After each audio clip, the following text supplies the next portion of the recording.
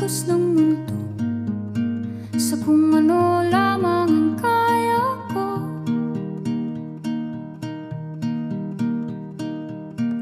Bigang-biga na sa mga problemang di masolusyonan agad, parang wala nang bukas. Pwede bang umiwas?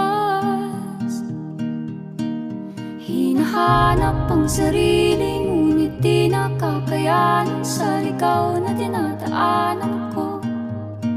Saan na to patungo? Saan ako patungo? Dahan-dahan nating simulan muli ang paghakbang. Dahan-dahan